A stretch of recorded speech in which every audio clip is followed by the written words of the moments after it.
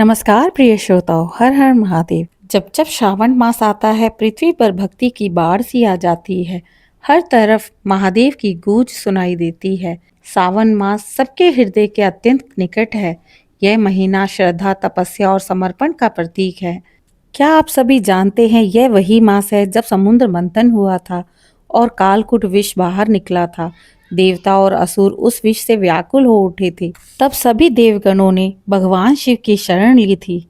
यही कारण है कि सावन का प्रत्येक सोमवार भगवान शिव को समर्पित है।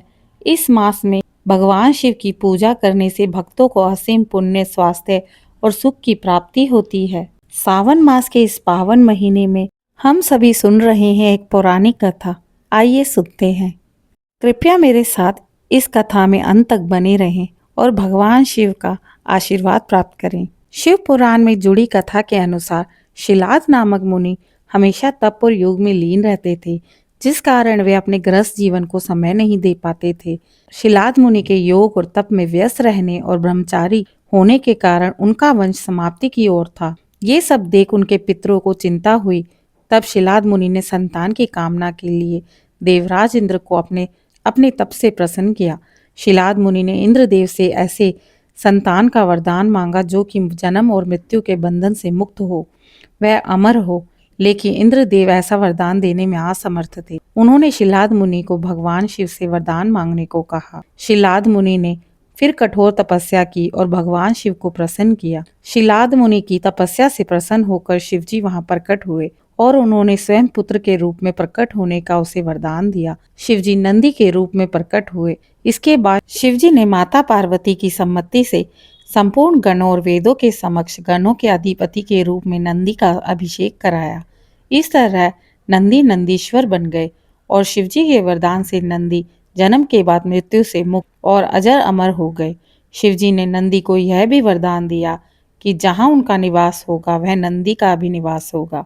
इसलिए शिवजी के सभी मंदिरों और शिवालयों में नंदी की स्थापना की जाती है। शिवजी और नंदी से जुड़ी एक अन्य कथा के अनुसार समुद्र मंथन के समय हालाहाल विष निकला था।